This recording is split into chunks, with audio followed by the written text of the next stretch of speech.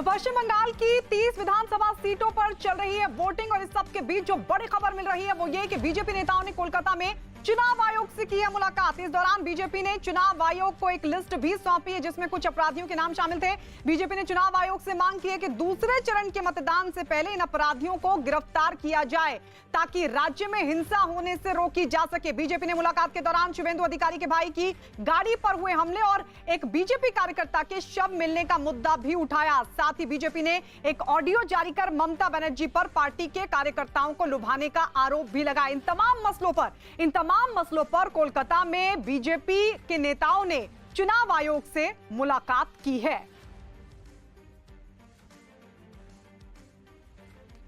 और इस वक्त हमारे साथ हमारे 3 सहयोगी जुड़ चुके हैं। आशिका सिंह हमारे साथ जुड़ चुकी हैं पश्चिमी मेदिनीपुर से, और वहीं अमित सिंह हमारे साथ सालतोरा से, बांकुड़ा से हमारे साथ हैं, तो वहीं चंद्रमोहन कुमार झाड़ग्राम में मौजूद हैं। हम आप सभी के पास लौटेंगे, लेकिन इस सबके बीच कैलाश विजयवर्गीय ने कोलकाता में जो चुनाव आयोग से बीजेपी मिली है उस पर क्या कहा, जरा वो सुन लेते हैं।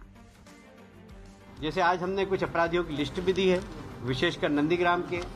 वे सब लोग जो आदतन अपराधी हैं, जिनके खिलाफ बहुत सारे मुकदमे हैं, उनकी सूची भी हमने आज इलेक्शन कमीशन को दी है कि इन सब के ऊपर यदि चुनाव के पहले कार्रवाई हो जाएगी तो अगला हमारा फेज है वो ठीक तरीके से, शांतिपूर्ण तरीके से हो सके।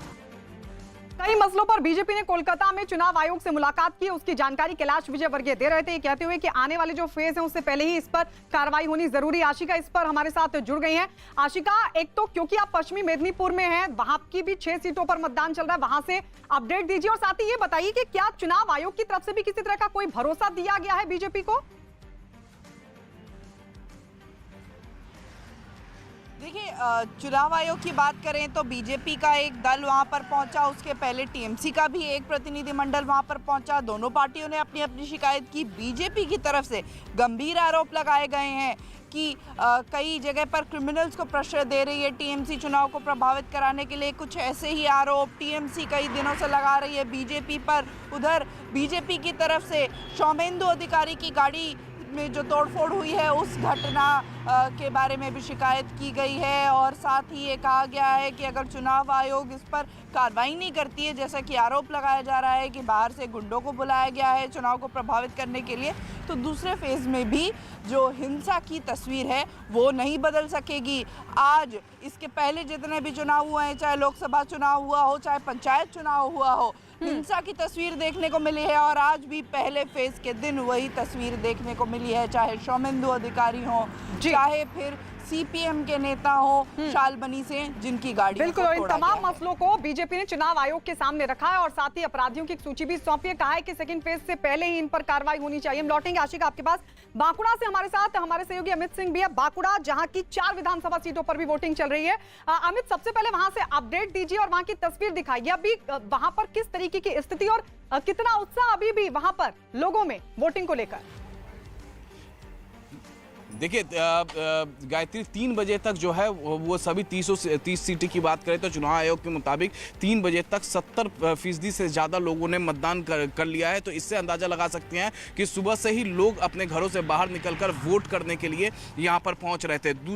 दूसरा जो लॉ एंड ऑर्डर का मुद्दा था जो बीजेपी उठा रही है और जो टीएमसी भी उसको लेकर उठा रही है, चुनाव आयोग से बातचीत की है।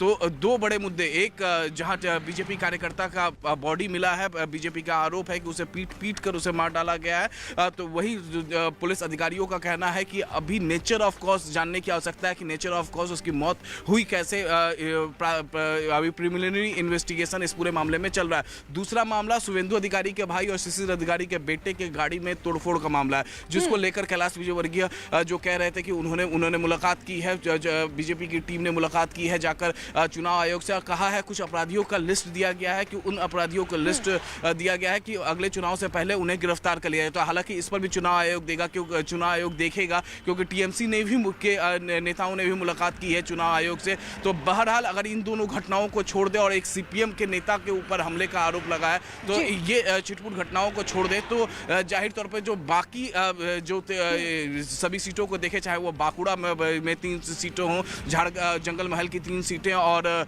सालतोरा की, तो लोग सुबह से ही अपने घरों से बाहर निकल रहे थे, वो वोट कर रहे रहे थे और काफी ज्यादा तादाद में जो है महिलाएं आज सुबह सुबह घर से और यहाँ पर तो क्योंकि और जंगल महल के 4 जिले हैं जहां वोटिंग हो रही है, वो तो एक बड़ी चुनौती भी थी। यानी इन छिटपुट घटनाओं को अगर